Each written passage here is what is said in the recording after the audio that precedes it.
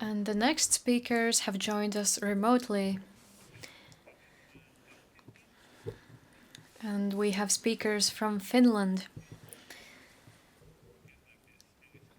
The next speakers will be Elisa Kraatari, coordinator of the LIVIND project of the Finnish Heritage Agency, and her colleague, the second speaker of the next presentation, Leena Marsio, and she is the senior advisor of the Finnish Heritage Agency, and also she's coordinating the implementation of the UNESCO Intangible Cultural Heritage Convention in Finland.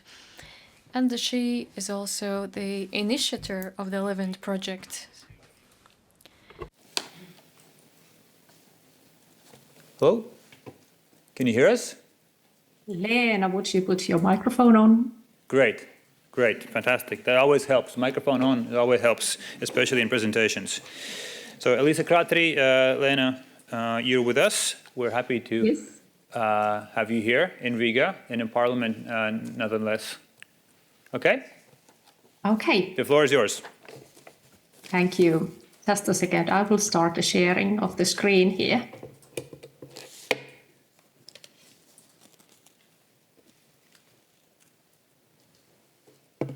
So good day, everyone. Nice to see you.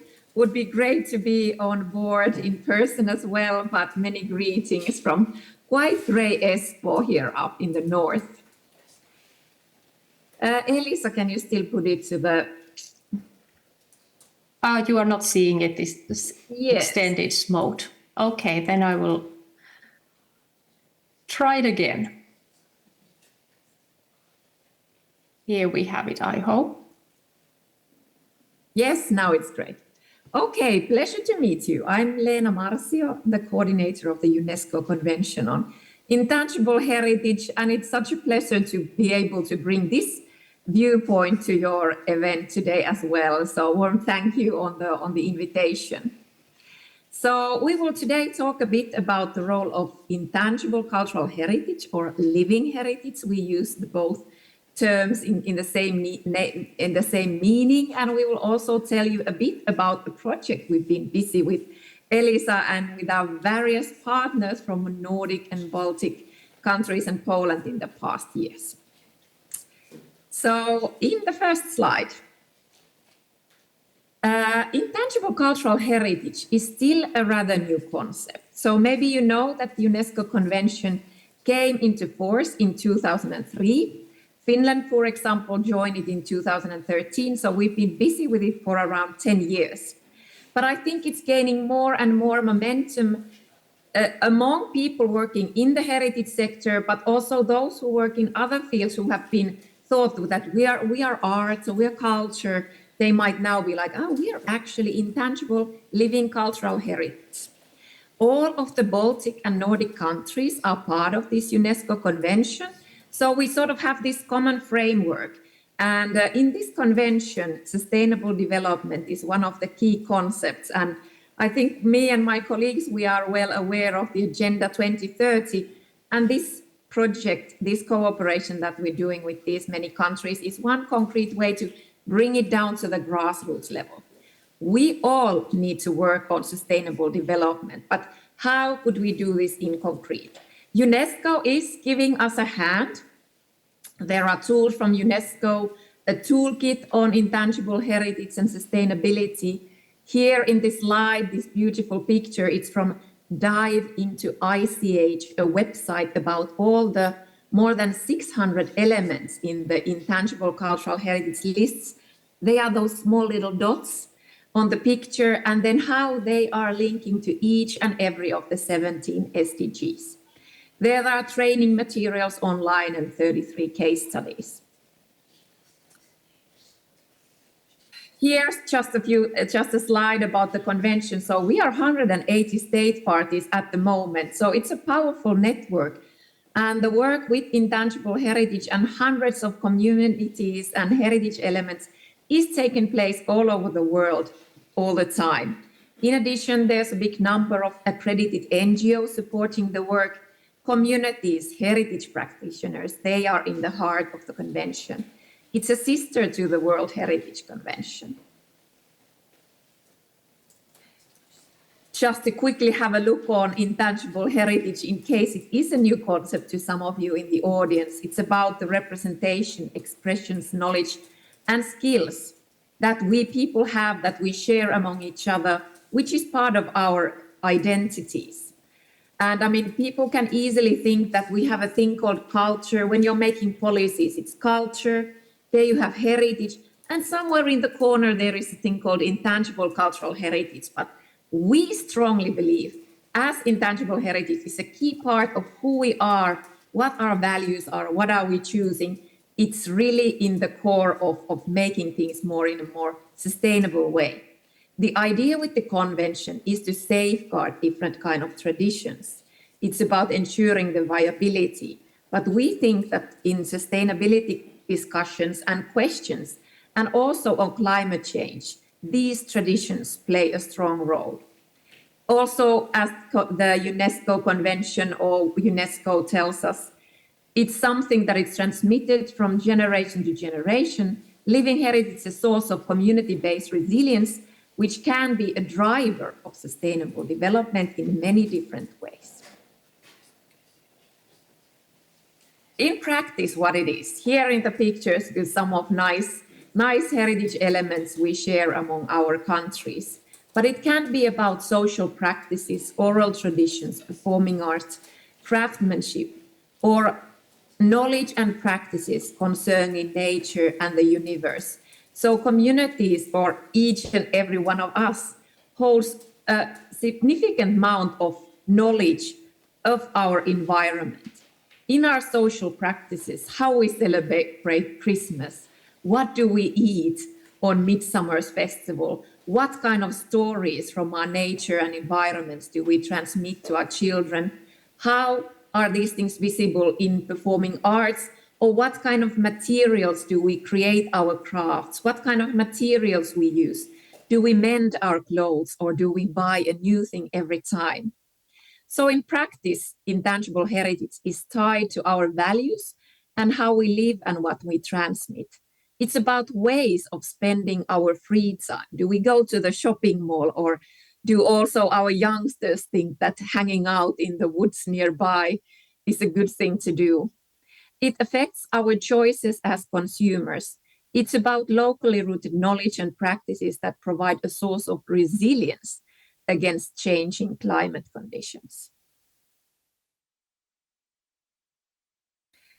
Agenda 2030, this is the thing we called the flower of living heritage. So in this beautiful picture, we have linked all of the 17 SDGs into what in practice living heritage can do, how can it participate in making the Agenda 2030 real and in concrete. The picture is based on in a UNESCO, but we have made it into exactly what is living heritage about. But there you see, for example, the positive impacts of crafts, for example, on people's health and well-being, or traditional knowledge and skills relating to sustainable energy use in production on number 7. Or number 11, living heritage in urban planning and village and neighborhood activities. Or 15, sustainable living heritage related to living close to nature and forests, traditional methods, knowledge and skills. Okay, and now it would be time to take a closer look to this LIVIND project and what it is about and how this relates to the SDG flower that Leena just showed and explained to you. So the whole name of this LIVIND project is Creative and Living Cultural Heritage as a resource for the Northern Dimension region. It's a project that started in September 21, continues until May 24, and is coordinated by us at the Finnish Heritage Agency. The main financier for this initiative is the Ministry for Foreign Affairs of Finland, and the funds relate actually to this Northern Dimension policy and activities. It's co-funded, of course, by our home-based agency, the Finnish Heritage Agency, and also by the Northern Dimension Partnership on Culture that is actually based in Riga. The total budget is around 460,000 euros. As mentioned, we have 9 countries participating in this project, and they come from the Nordic countries, the Baltic countries, and Poland. So it's covering this region of the northern dimension. We are really following the similar path as what Leena just explained earlier. So this is building on those cornerstones that include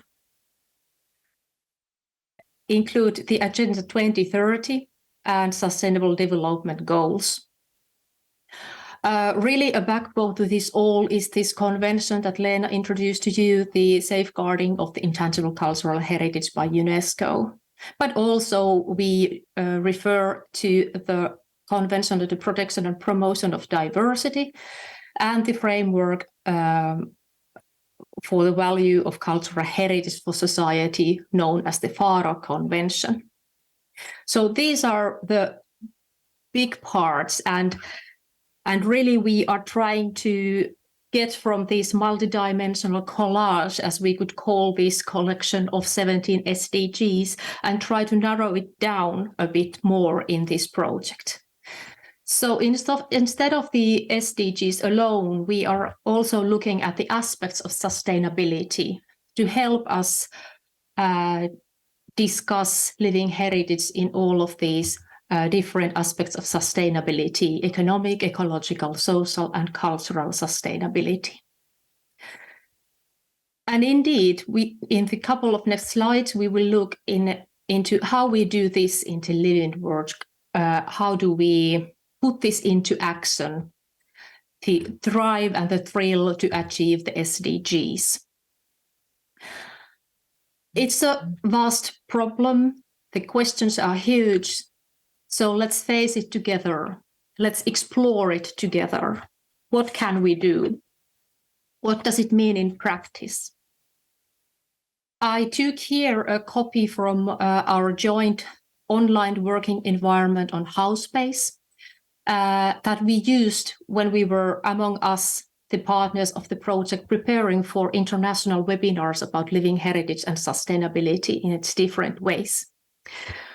For example, we asked our partners to vote what kind of topics they were mostly interested. For example, in the question, does living heritage or traditions and habits have to change?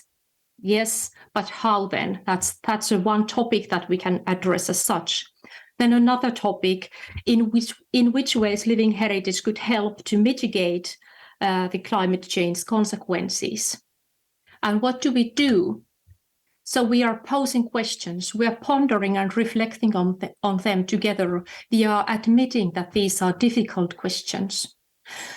We think together which questions we would like to ask, and then we selected a few experts from here and there and asked them to give their keynote lectures and listen to them, and also to hear from local experiences from projects that have already been done. And then we gather together to discuss and share viewpoints together. Indeed, we are in this project comprehending and learning together in a joint learning process. But also what is essential for this project is taking these big goals, the vast issues, on the practical level, on the local level, to test those things in practice. With this project, we have been able to fund altogether 20 smaller pilot projects. So this means really small testings that only last for a few months. And we have been able to have this project all over this project area that is visualized here as a map. These pilot projects really address the different aspects of sustainability. So we have pilot cases from ecological sustainability to cultural and social, and also economic sustainability. In the next slide, we will take a short view of these. I have selected 3 pilot projects that are just starting or have been, actually one is already completed and going on to the second part already. But let's see. First of all, I have here very topical to this to today's theme, the land pilot project from Seyðisfjörður in Iceland, where they are grasping this issue at the local level with the local community in very practical ways with children and the young together, learning basically to accustom to the changing climate there in Seyðisfjörður, where the warming ocean is having consequences for the traditional fishing culture, for example. From Latvia, we have a case from Dienvidkurzeme County with the capital in Aizpute, where this CERDE, the interdisciplinary art group, is based. They are focusing on topics how through these fermented food projects they could increase awareness about food traditions and in general about consumption habits, especially among younger generations, and to keep up with these fine traditions that you have in Latvia in cuisine. And lastly, I have here as an example from Lithuania. They focus there on the sustainability of the Varena mushroom festival that takes place in southern Lithuania in the Dzūkija region. And this is also, they started already last summer and they have been visiting the place and took part in the festival. Now they are working forward really to create these plans on how to develop this festival in ways that will make it better regarding the participation, but also the tradition of picking mushrooms in the region. Actually, I was going to say about the example from Aizpute region, or that from that corner of your country, that this is also taking place together with the Cultural Centre of Latvia. That is one of our dear partners in this project. But let's move on. What we also do in this project, we have also focus on research, and we are also heading or admitting to policy needs. And indeed, with Leena, we had the pleasure to participate in Mondia Cult 22 last September. And I picked a couple of lines from the final declaration of the Mondia Cult paper. The paragraph 20 puts attention on research needs. This has been going on for quite a while, the need for integrated analysis, monitoring and measurement of culture and its impact on sustainable development. So yes, that's what we need, and what that is directly connected to is the research-based policy planning, and also what is very important in this final declaration is the need to anchor culture in public policies. In our little project, we have this research part, or research team, and also here we have very dear colleagues from Latvia, Ieva Vītola, for example, and her team from the Academy for Culture. In this research team, they study what is the state of art, where do we stand currently with living heritage and sustainable development interconnections. What have we already achieved, or that we just don't necessarily see? But also more. There will be country analysis and case studies based on those pilot examples that are now ongoing. We are heading for a research report, and based on that, to a policy brief to inform us and policymakers on how to put this into action, how to support these this work. To summarize, I am showing this one as the last slide, and I would take your attention to this title: Recognizing and Accepting the Challenges, Understanding the Issues and Seeking indeed local solutions. We know that climate change is vast. living heritage only part of the solution, but its importance is really, I would focus on the importance of recognition, like seeing what is crucial with those living heritage practices. Make the challenges feasible at community level and recognize heritage as community actions and practices. I took the liberty here to quote a known Latvian author, Rainis, and I had to use Google Translator to understand this, but I think this is a pearl. Everyone has to lend a hand so that great work goes forward. Thank you for your attention.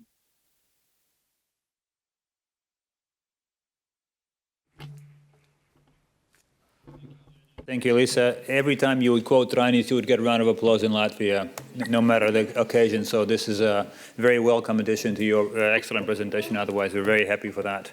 Thank you so much. Do we have any questions from the audience for Elisa and Leena? No, then I'm gonna shoot one question from myself here. We've been focusing on a very practical policy implications for the things we've been discussing here. So Leena and Elisa, would say what were the most hot and applicable areas where we could strengthen the living heritage with policy? I think the heritage discussion here in Finland has been the sort of sustainability discussions, and especially around climate. They are used to sort of, it's about buildings and cultural environment. So not often are communities and NGOs, civil society seen as part of this process. So sort of more human-oriented look towards this to see the communities as players in this thing. And one example is that here in Finland, we're just about to starting to create a action plan for ecological sustainability in the creative industries. So this is an interesting initiative where you can bring together various players, also including the intangible heritage field, and do something together.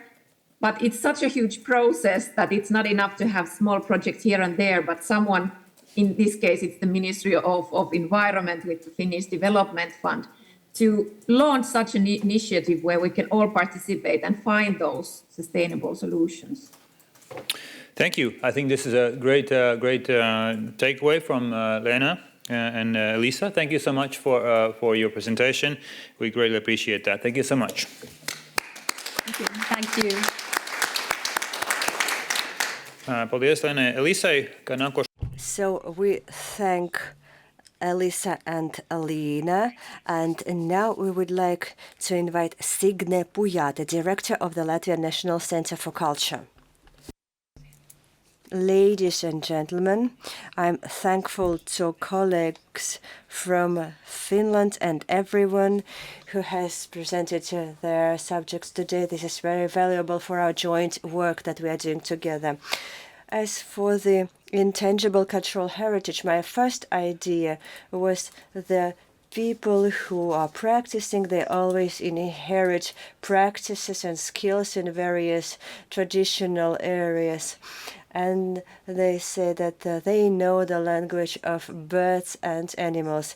It only means that they live in harmony with nature. They can use it and they can cooperate with these people and perceive it as a part of nature.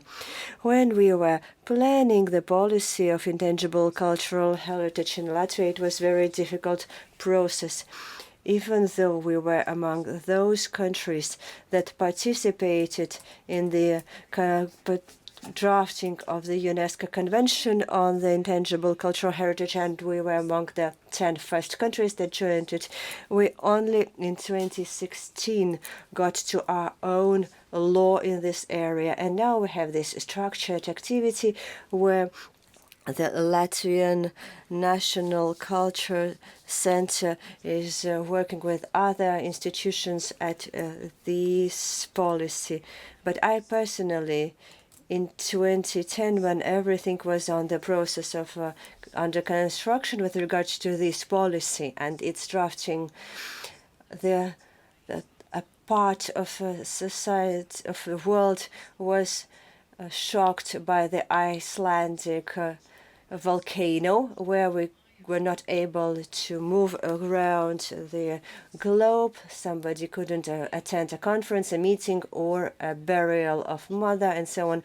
So then I started thinking about the intangible cultural heritage. These are knowledge and skills under condition that in 21st century people didn't have all this technological progress. We would remain with only skills and practice that would mean survive in nature. It wouldn't seem funny for us city dwellers to stay without electricity and water and everything else, with the experience that we know now, to gather mushrooms, berries, to cook, heat the house, to boil water, and so on. So the question, how would we be able to survive in general? So when we speak about tangible and intangible heritage, which are, of course, interlinked, all these rich resources in cooperation with among people can be protected. This is why right now my interest is to listen to Ieva Vītola, who will speak after me, who cooperated with me on this document, and she can share her ideas about another aspect of a certain intangible cultural heritage. So these are some of the aspects in the global network that we have been discussing today, with regards to the traditional expressions and some very modern traditions, and our ability to survive further on. I think this is also very important. So our power, because today somebody said this, one thing is to speak and the other is to act. So in intangible heritage, we are working together. We have successfully adopted the principles drafted by UNESCO. These are cooperation among various stakeholders, state, municipalities, NGOs, and huge respect to the communities themselves. So we have an ability to create tools that have been introduced quite successfully in Latvia. We are quite optimistic. Maybe not always these tools at our hands are really very rich to ensure the community with their action opportunities, especially for those who are able to value and cherish the intangible heritage. Maybe we are not able to educate the entire society, but we will continue doing that with regard to the intangible heritage, to explain why do we need to protect it. Why, for example, it is to come up with your initiative in the Latvian list of intangible heritage in order to find common points with other countries and to start within its progress. As for example, we today had the example of Kuldīga. I will only mention some of the points. What I usually speak about is a continuation of what our Finnish colleagues have said. Latvia has a certain kind of a cycle, and now we are in the 6th year of this cycle as we work with the list of intangible heritage. On average, a year we have 5 to 6 values, which means either a community or municipality or researchers who are the first initiators, and then the cooperation that I have already mentioned, they together in cooperation come up with this proposal for the list. Sometimes we can see some artificial performance, maybe something related to musical instruments, but they need to prepare material, or maybe they have to produce a musical instrument or to express themselves with some instrument, so on. It is all related to environment. And in this conference, we also have another event in the Cultural Center, which is another opportunity to communicate with our inhabitants who work with these traditional skills. This is not stage art, because we have traditionally worked with song and dance tradition. It is a huge event with its own consequences for the 21st century as well. I will only mention now that these values are very diverse, and they can be applied art, for example, and so on, and they are quite evenly spread among types. Maybe we are not here to discuss that, but I would like to mention that if we consider the historic lands of Latvia, then we have Latgale, that has the greatest activity from the point of view of positioning its culture on the Latvian national level.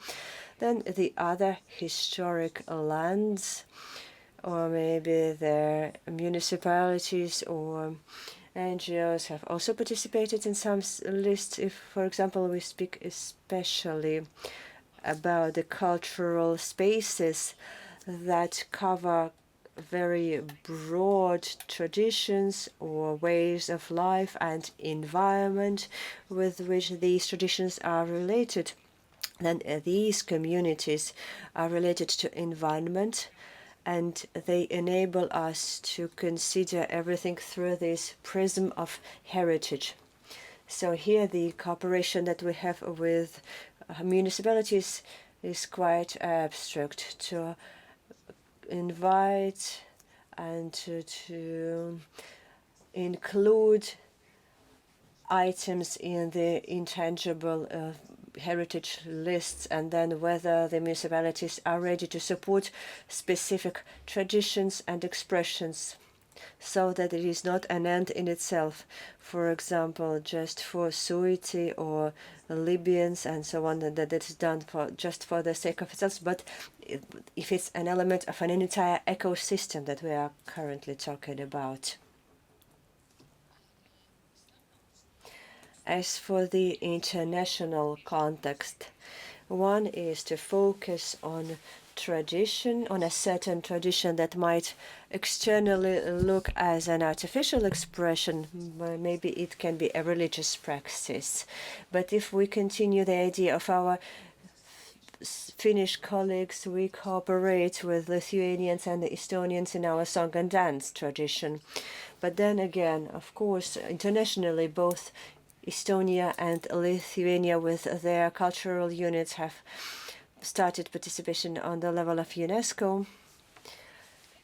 And as for the song and dance tradition and environment, I'd like to say that we are still on our way. We are still looking for the best practice in order to develop among the participants and spectators, so that we don't damage the environment, but that we can protect our environment. It's a very long process. We do not excel at it yet.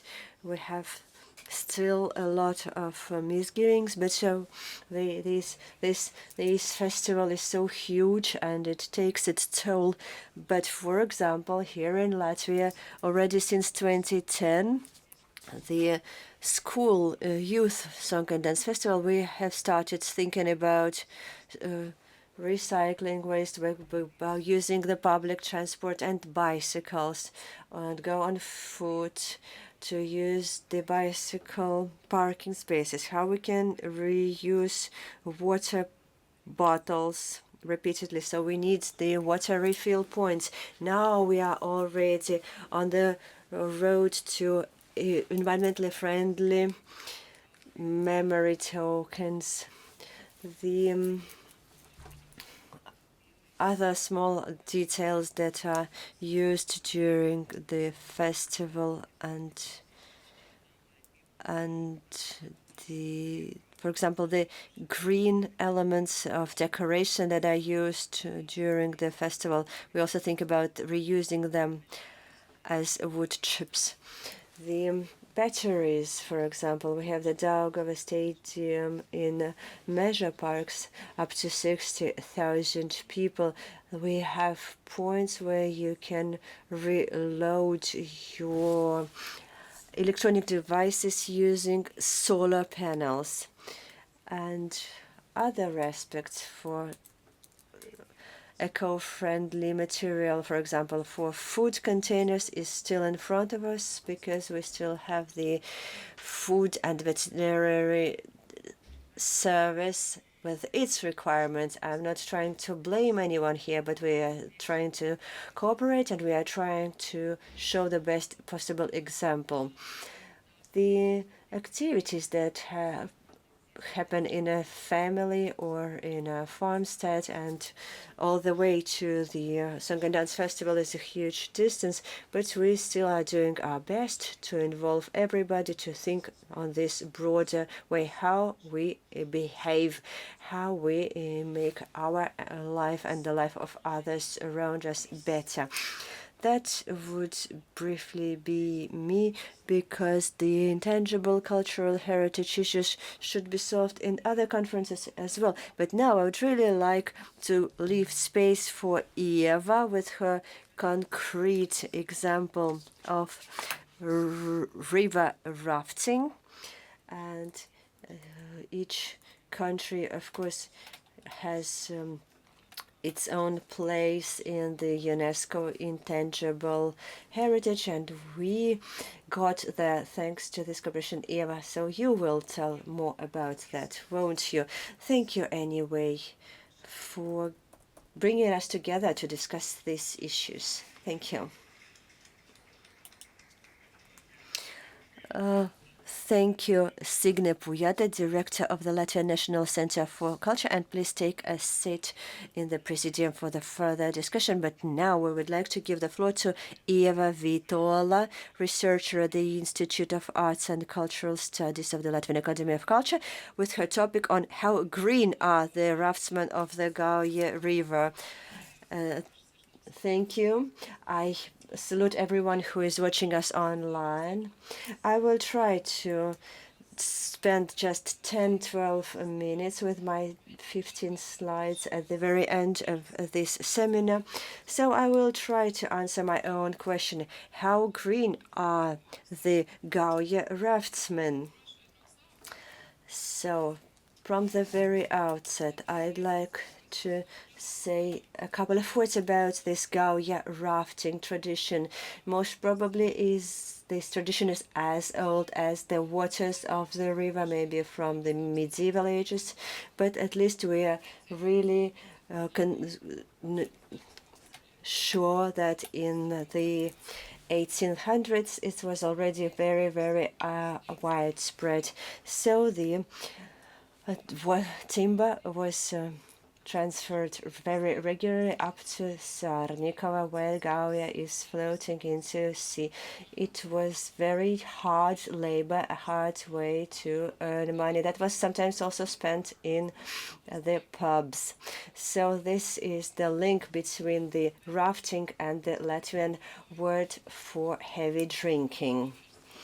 So about this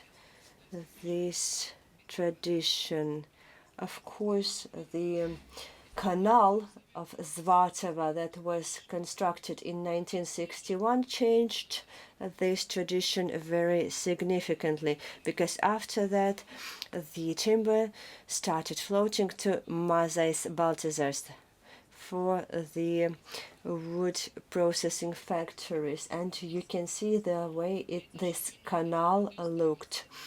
And so then the rafts were replaced by these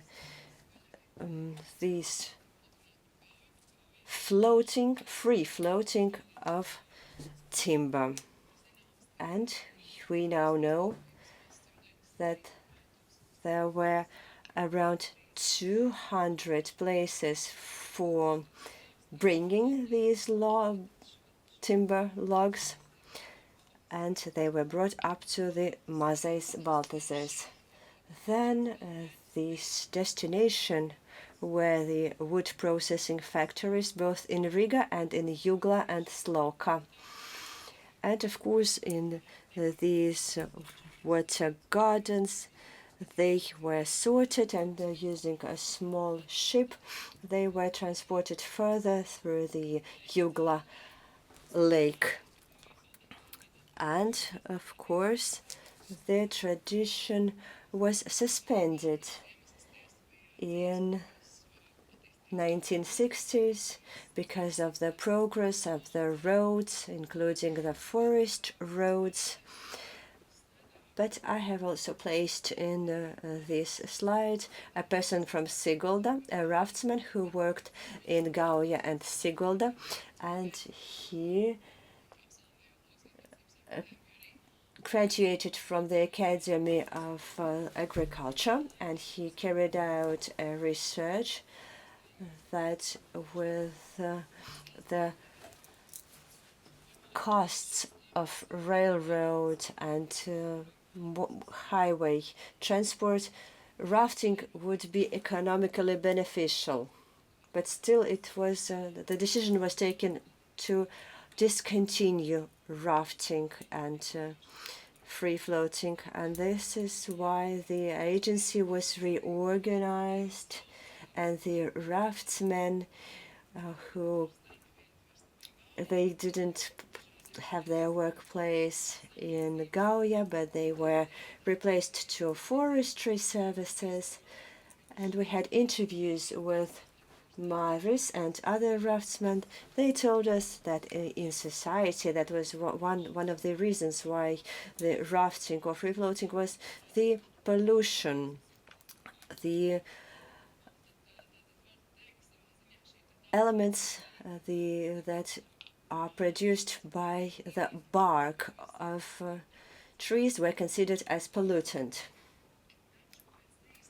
But 30 years later, after this interruption, thanks to the initiative of Martin Geigels, the tradition was revived, and it happened in cooperation with Roman Spolitis and Yanis Vavri, who is the son and grandson of a raftsman.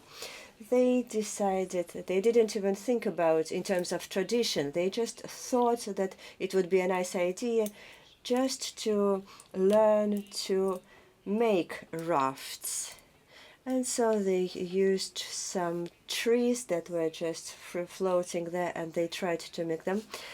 But they, of course, had to clean them up from the sand, and they damaged several saws, but still later they managed to do that, to assemble a raft and to bundle it quite nicely. But then they interviewed the ancient raftsmen, used their experience and used these traditions, and now for a couple of days every year Gauja again becomes the so alive. Of course, this is now not economically viable, but it is emotional. It is no more a functional tradition, but a more emotional one. And over years, this tradition became quite a successful model that makes it viable. And so every May, between Strence and Valka, they are creating these rafts. Then they start the expedition to Strence, and on a Saturday they are officially welcoming rafts. So this year we'll celebrate 25 years of this celebration. Everybody is very eager to see this tradition every year. And now it already creates the identity of the town of Strence. it is now not only the capital of Gauja raftsmen, but was also one of the international raftsmen cities of Europe. And I think that this was not really planned, but since 1996, it has all led to the fact that these skills got into the Latvian national list of intangible heritage. And as was already mentioned, since 1st December of 2022, it was also written in the UNESCO Intangible Cultural Heritage list. And I think that both these facts are quite significant and will play their role in the further promotion of these traditions. But coming back to our today's seminar, from the practical point of view, the revived Gauja raftsmen tradition can be considered green or eco-friendly and correspondent to the circular economy. It is proven by the photos how the timber used for rafts hibernates between the two celebrations every year. The rafts are disassembled and they are brought to the strange building, and they are waiting for the next spring. And one piece of timber, one log, can serve for 3 to 5 years, but then of course it becomes already the wood chip for heating purposes. But thinking about the cultural heritage as a resource for the European Green Deal, then there are of course some skills and knowledge relevant for this raftsmen tradition that could be useful to today's people, because assembling a raft is not only a useful skill that requires some physical strength, but also requires a lot of teamwork. It is also a very responsible task, because these rafts can become very long, and when the expeditions happen, they take up to 70 or even 80 people on board, so you can imagine the level of responsibility. And second, these knowledge and skills are expressed as this raft has to follow very steep turns of the river, meanders, and the stream can become very dangerous.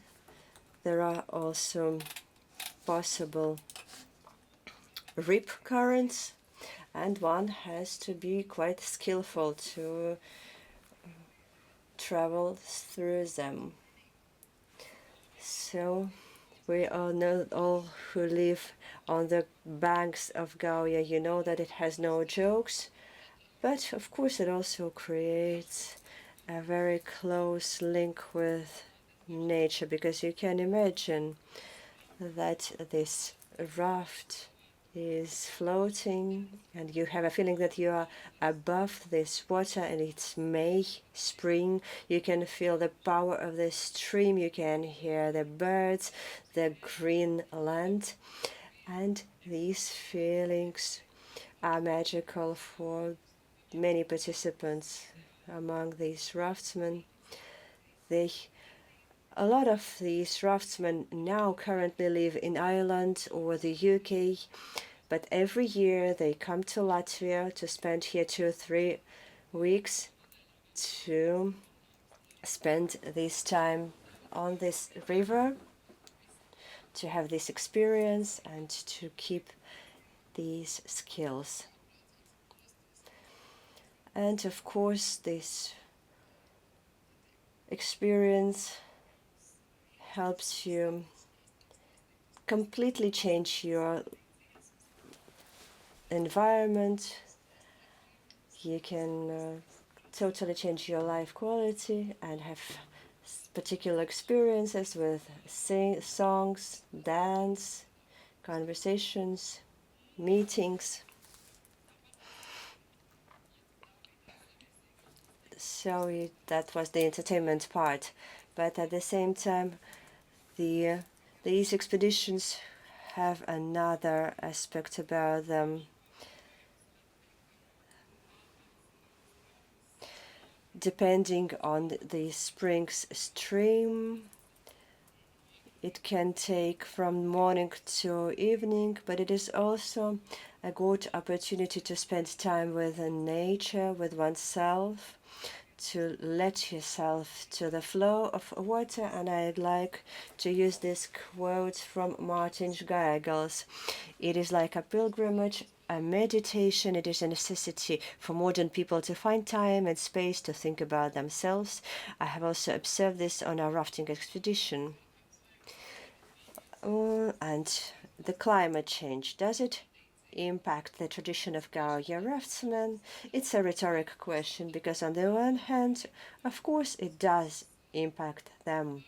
But on the other hand, maybe not, because without this typical, there is the saying, the raft has to go the raft's way. So this is their responsibility to keep this tradition, unless the Gauja runs dry, of course. So, of course, this is our global and individual responsibility for the Gauja to continue flowing, and keeping the opportunity for this tradition. So this tradition is very closely related to nature and, of course, to the skills that we have inherited. Then at least 1 week a year one can improve one's quality of life.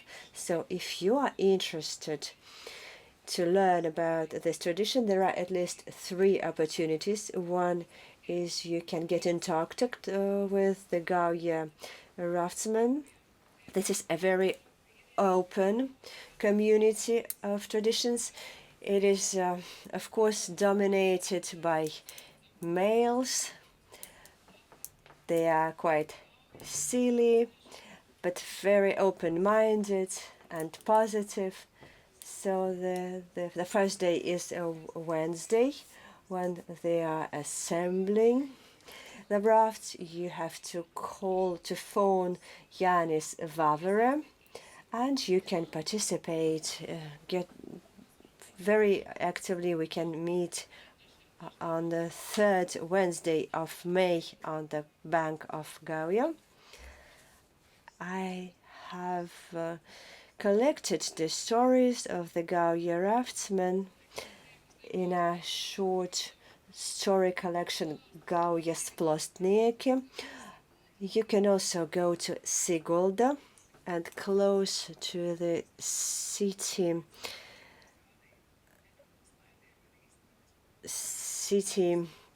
swimming place, there is an open air exposition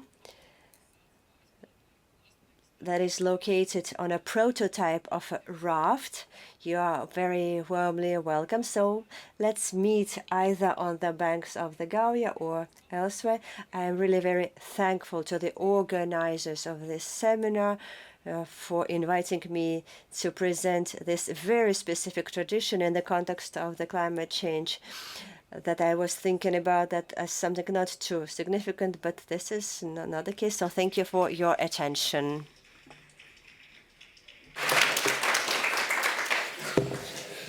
Paldies, Ieva Vītola.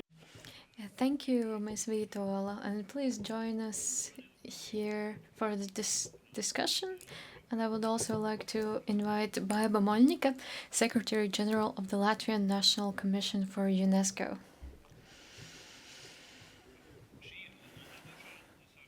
This is the last part of today's conference, so please feel free use your microphones to ask questions or submit your questions on the Slido platform. In this discussion, we have 3 participants: Ieva Vītola, researcher at the Latvian Academy of Culture; Signe Pujāte, director of the Latvian National Centre for Culture; and Baiba Moļņika, Secretary General of the Latvian National Commission for UNESCO. So let us start with the questions. Today we spoke about environment, about landscapes, about architectural heritage, about construction and materials. And the last section of today's conference is intangible cultural heritage. You represent different industries, but the topic is similar: intangible cultural heritage. How do you think? How does intangible cultural heritage fit into the broader question of today's conference? Thank you for this question. I would also like to refer to this poll in the morning where you asked who is responsible for adapting to climate change, and I also agree that everyone, including me personally, is responsible for these processes. Intangible cultural heritage is associated with working with communities, raising awareness, and also leading by example your own actions. For this reason, I think that this is our duty and also the duty of our children that we must do. If we litter our planet, then there is nowhere else to go. We will not all just move to Mars. Therefore, I should say that intangible cultural heritage is equally important as other major topics that we talk about when talking about climate action. Thank you, Ms. Pujāte. Ms. Vītola, any comments? Yes. I think that intangible cultural heritage could serve as the main core, namely our knowledge and skills. Talking with people, we can convey this knowledge and these skills, improve quality of life. And intangible cultural heritage can also bring our attention to our unique traditions, such as mushroom picking, also flower crowns that we make in midsummer, also gathering natural herbs and teas. And these are practical examples that people find very interesting. We can tell people that this is also important, this is valuable, and this can help us live better or greener. I think this is the power of intangible cultural heritage. I would like perhaps to ask a provocative question. There are people who are very active when it comes to mushroom picking, berry picking, or traditions in midsummer. But at the same time, they use their Toyota to drive to the supermarket. But they say that yes, I also follow all these traditions when it comes to nature. So how would you comment on such an attitude? Because in Latvia, we have a quite strong living cultural traditions. In my opinion, this is each individual's decision and responsibility. There is a lot of information nowadays. If we teach people that we can use intangible cultural heritage as a resource, as a source that we can use, then people perhaps can understand how contradictory these two attitudes might be. We also have folk songs. This is also an example of intangible cultural heritage that conveys all this knowledge and information. I think we need to appeal to people's conscience, talking about climate change and environmental issues, and hopefully people will try to mitigate these effects. Yes, I really enjoyed this provocative question that you asked. From UNESCO perspective, we are talking about a living heritage. This term living heritage is becoming increasingly more popular, and this is the heritage that is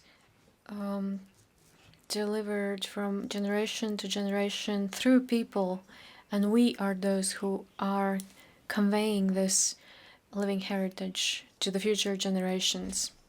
Some issues over time are lost in translation, some aspects of this heritage. And the idea is how we can combine the knowledge of our predecessors with the needs of the present day that are so important to us right now. More globally looking, there are such aspects as environment, the economy, and society. But culture is an axis of values that is in the center of all things. So, to respond to your provocative question, I don't think we should convince anyone that people should work to benefit the environment. People should work to benefit themselves. This is a major difference.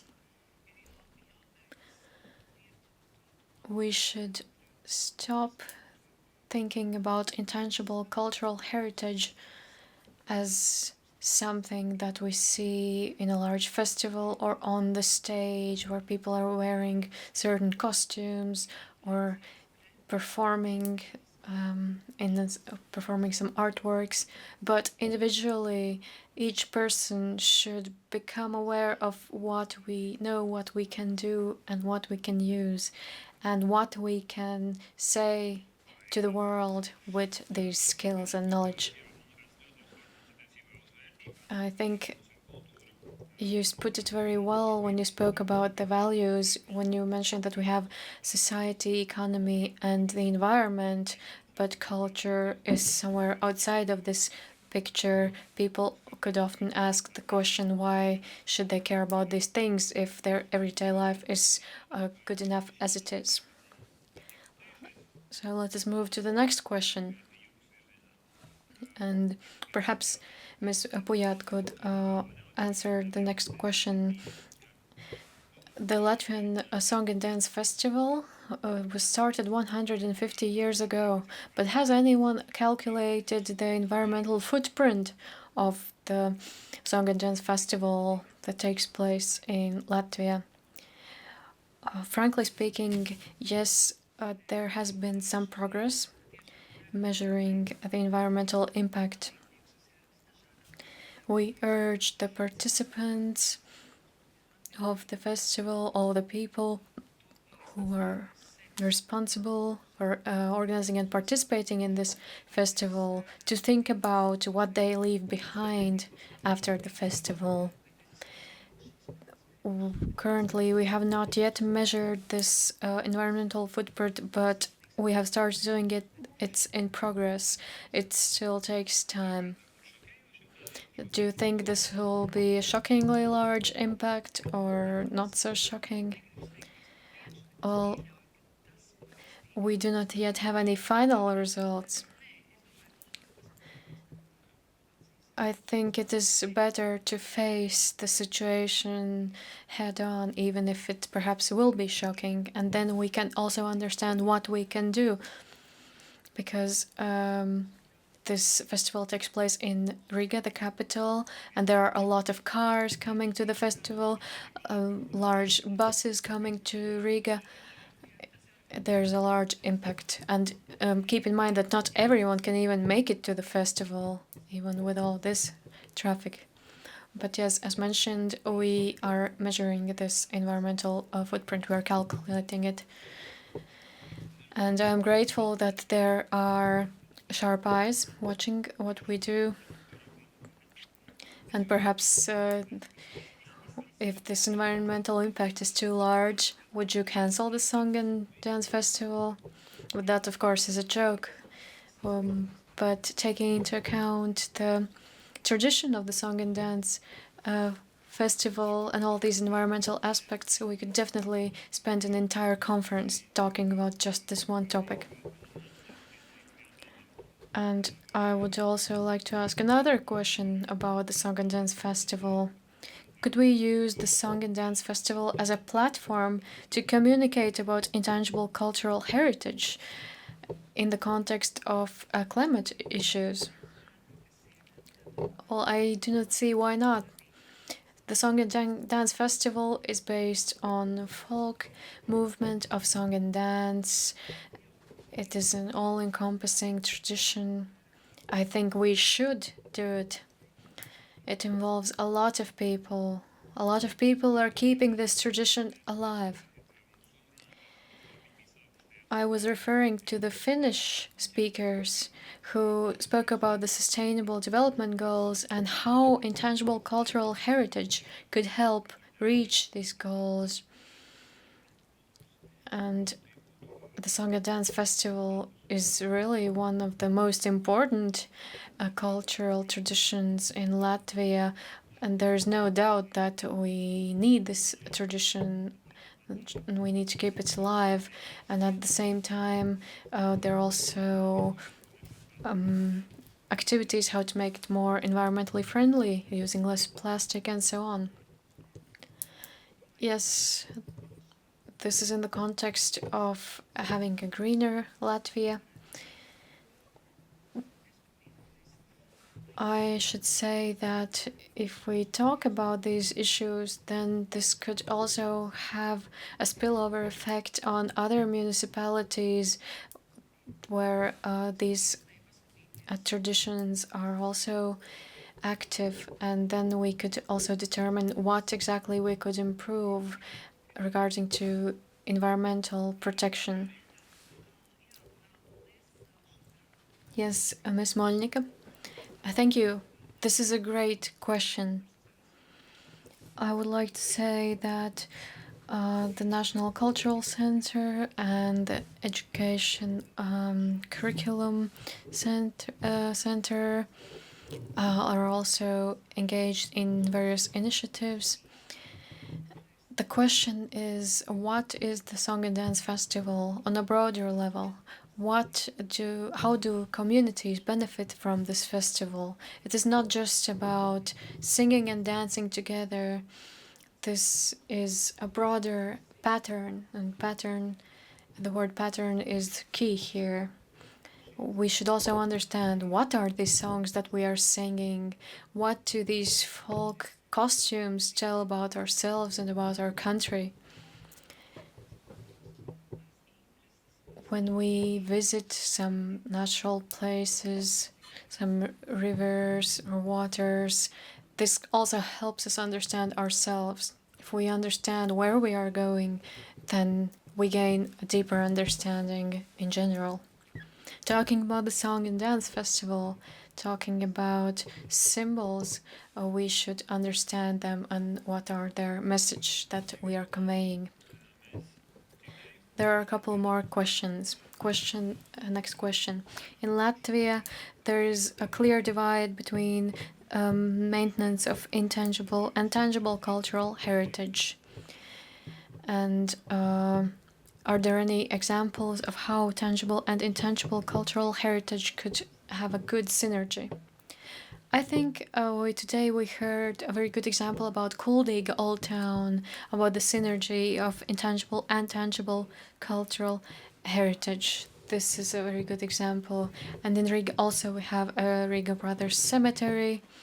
I wouldn't say that there is a shortage of such examples where both types of heritage are in synergy.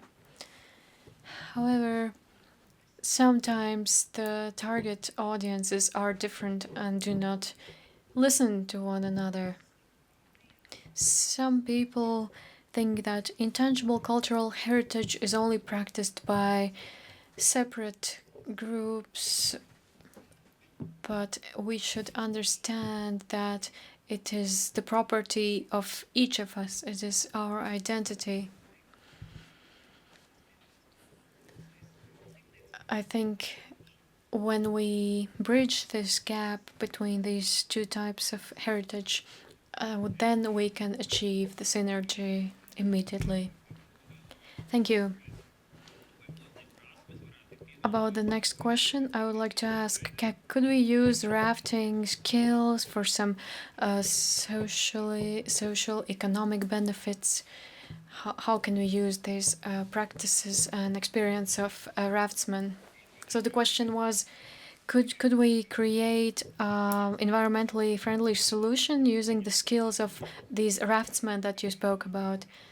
So can we use this practice for some economic benefit? Yes, there have been some discussions about these raftsmen.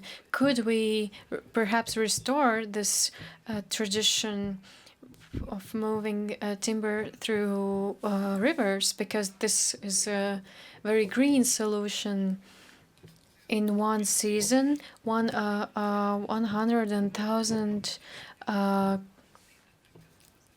cubic meters of timber could be transported, but now we would need 420 liters of diesel fuel. I should say that it is quite unlikely that we could return to this traditional practice. But soon enough, there will be a meeting with these raftsmen. I perhaps could ask them their thoughts on it. The next question is about impact of climate on gastronomic traditions.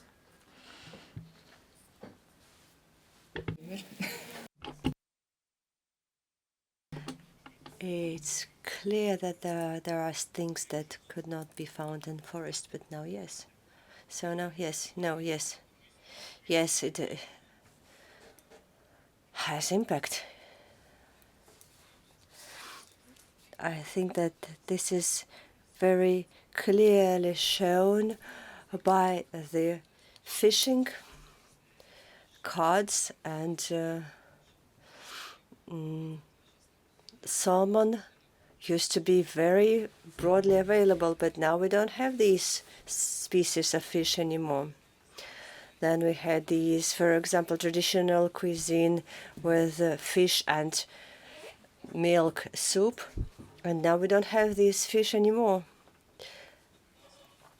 And in my opinion, I don't know about this tradition, whether it was widespread outside the stage.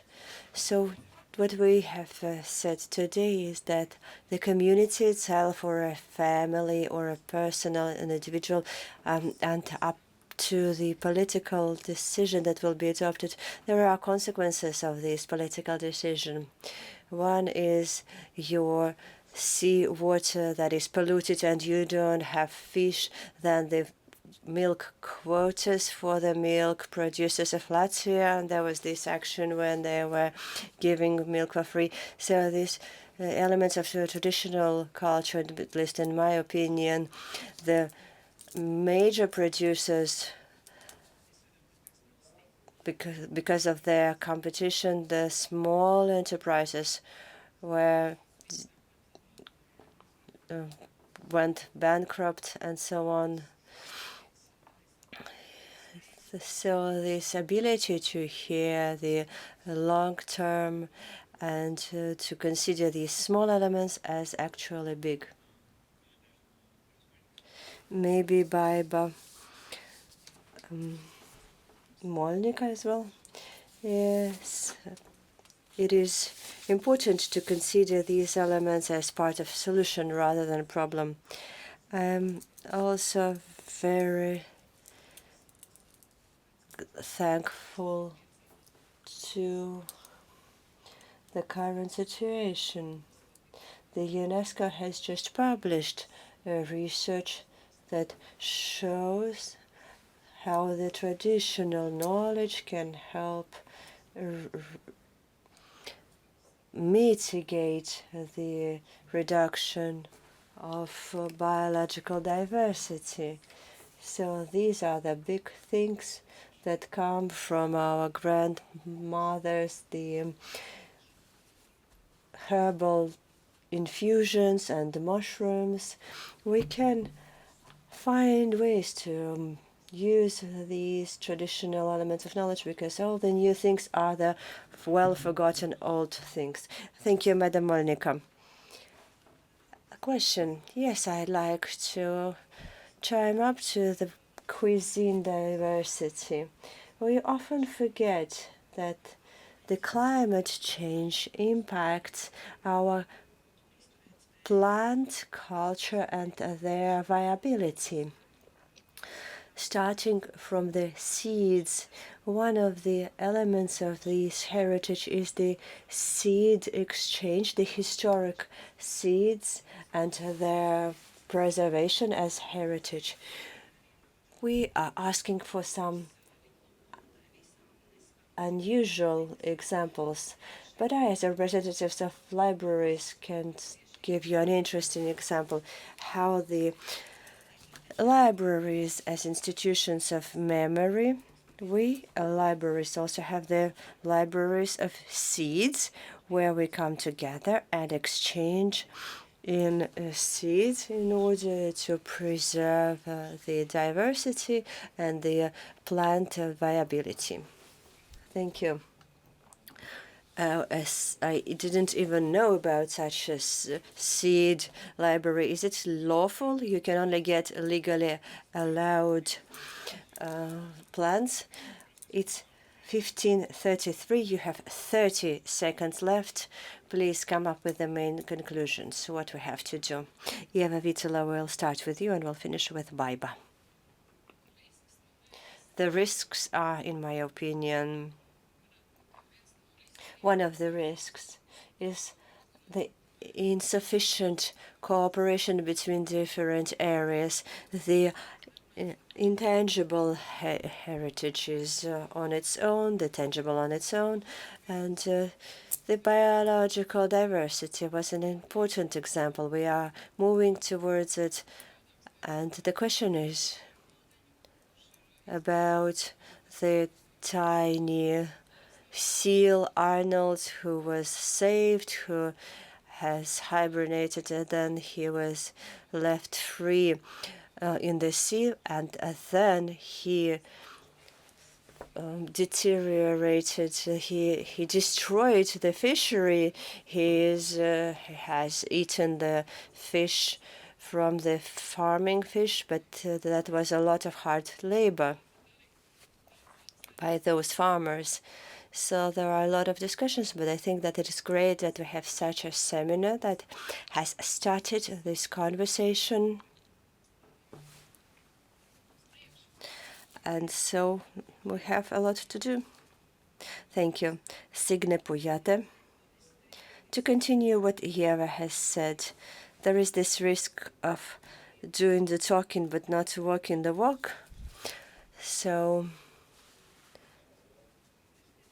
it's one thing to think that there are no people who will continue traditions, because as Ieva said, it's hard work. And in 21st century, a lot of us prefer to live in comfort. We would be an ideal society if we were able to listen with the ears of nature and to feel with the heart of nature. I can find a lot of positive elements. The tangible and the non-tangible not always come together in life, but from a practitioner to the decision maker and education, an important element. Each of us and all of us together have to continue educating. Thank you, for example. I didn't know about the seed fund. Thank you. We thank Signe Pujāte and Baiba Moļņika in the very conclusion. The greatest risk, in my opinion, is losing focus in all this story in which we live. I would say that the greatest risk is that what we have received and how we will give it further, not just mechanically, but in a meaningful way. We shouldn't lose it. And also, we have to understand that we are giving forward our essence, our identity. And this is very important to understand when we live in a time when each day brings us a lot of information. I think that the most important is not to lose this focus. What do we want to express and how we want to express it? And right now, I would like to say from the word on behalf of the Latvian National Commission for UNESCO, I'm really thankful to all of you for being here. I thank the Latvian National Heritage Board, the ICOMOS Latvia, everyone who invited us, and success to all of you. Thank you. So we had Signe Pujāte, the director of the Latvian National Culture Centre, Ieva Vītola, the researcher of the Latvian Cultural Academy, and Baiba Moļņika, the General Secretary of the UNESCO Latvian National Commission. And in conclusion, I have 6 subjects that, in my opinion, very briefly point out what we have discussed. I would like some of them to stay with you. First, as Mr. Zander said, we don't need to prepare new documents because we just need to use the documents that are already in place to implement them. So we need support in their implementation rather than drafting new documents. In the context of the tangible heritage was the depository, what we heard from Katrina Dambe. Next, the specific legal acts that are necessary for construction to stimulate circular construction. This is also very significant. An important issue that we mentioned, the synergy as an example of culture where tangible and intangible heritage are in harmony, and the local inhabitants believe in these values and adopt them in practice. When the inhabitants protect their own space, they don't even need a policeman. As soon as the community gets involved and shares the same values, it's already a fist that is very strong rather than specific individuals. And of course, community and planning and the landscape planning, which is particularly important for me, and I was provoking in this area, and maybe that was discussed with Maynard's, the Heritage Board. So the critical mass for landscape planning and wind farms. They will have a green corridor.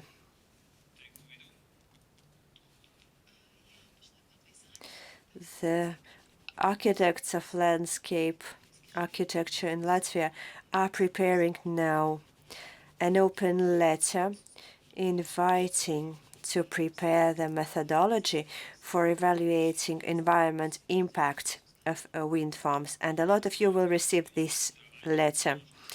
So the landscape planning, how can you plan a landscape? And now the wind farm comes and the question is on the table. And it was right at the right moment.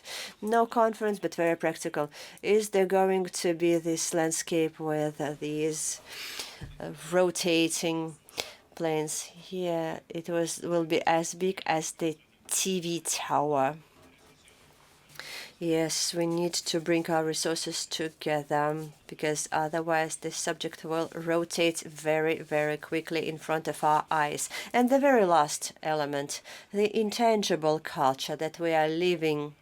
This is not a mandate from Europe. This is culture that has been here for centuries, and we understand it and experience it, and we consider ourselves as eco-friendly nation. How can we make it something organic rather than something coming from outside? I thank everyone, the Latvian National Commission for UNESCO, the Latvian National Heritage Board, and the ICOMOS Latvia, the Sejma Committee for Education, the Sejma Committee for Social Matters, the National Library of Latvia, French Institute of Latvia, Faculty of Geography of the University of Latvia. I thank also the students who were among us, and thank all the participants.